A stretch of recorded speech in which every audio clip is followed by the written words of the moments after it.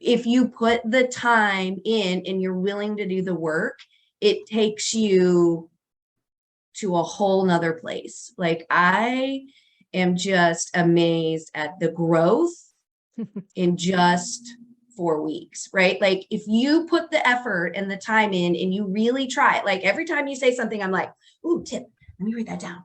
And oh, homeschool ad. Now I know how to talk to the homeschoolers. Like literally, I come, I show up, and I learn.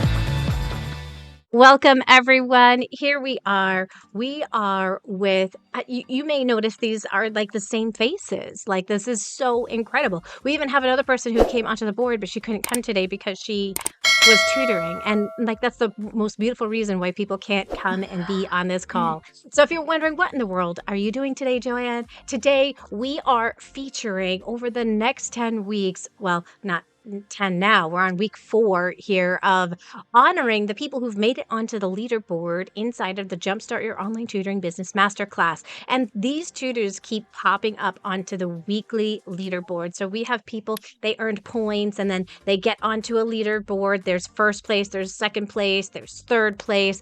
And whether you're in first, second, or third, they get invited onto this call to kind of share like what are some of the things that they've learned, where are they at inside of their business, and all of that wonderful stuff. And I think what you're going to find is that those people like you guys that are just like taking action, you guys are going to have amazing results inside of your business. We talked about last week, it doesn't matter how many leads I get in, if I can't close them, if I can't have a sales conversation with them, it doesn't matter how many leads I'm bringing on in, because I'm going to be so disappointed if I don't have a large majority of them saying yes. So we kind of talked about last week and practiced last week that whole piece of how do you get people to say yes? What were some aha moments or thoughts that you had that went through your mind as you were going through that process?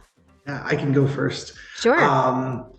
I think the big aha moment for me was just like, I don't have a lot of clients or potential clients that ask about pricing, but I think it was just me getting over the hump of not being scared about talking about it. That was the big moment for me where I realized um, there was always like a bit of awkwardness around that conversation because I was always a little uncomfortable. I've now headed into last week and this week with a better mindset in that I can charge whatever I want to charge, and people are willing to pay for it because I can get those results. And just being confident in that knowledge is what's really been the big moment for me the last couple of weeks.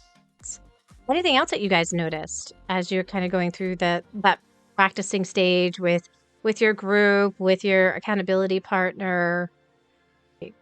Well, Brent and I are accountability partners, and I think one thing that we definitely talked about was if the end goal of the student one day is to go to, Harvard or a very high-end college, how are they going to get there if they're struggling with biology or whatever subject? Thinking long-term backwards by design, you're thinking kind of, as teachers or in our specialty fields, we thought, that's the end goal. If they're struggling with whatever subject they're struggling with, we need to help them right now with the immediate need. And the immediate need is, reading or biology or whatever it is. Let's help them with the immediate needs so that we can get them to the long-term goal to be successful long-term in that college and have them truly be successful, in school and all of the other subjects. So we're just not preparing them right now in the subject, but we're preparing them to be successful and launch for life. Well, this would be a real life notice.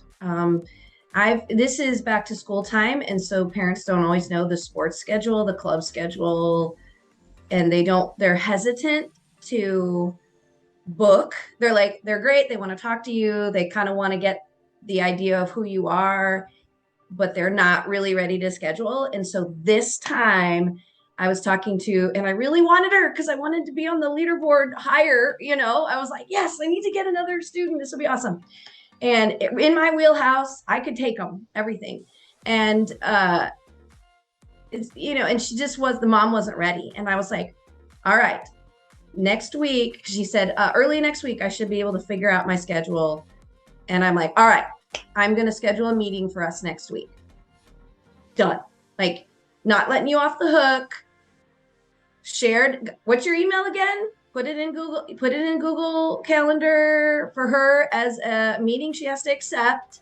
And bam, we can have that conversation and, still keep that excitement and get her signed up. So I was like, that is the way. Like, procedure, right? Once you get that procedure down, now every time a parent says, well, I can say, even if all the selling points are not selling at that moment and they need that time, whatever the time reason is, I can say, all right, let's book a meeting.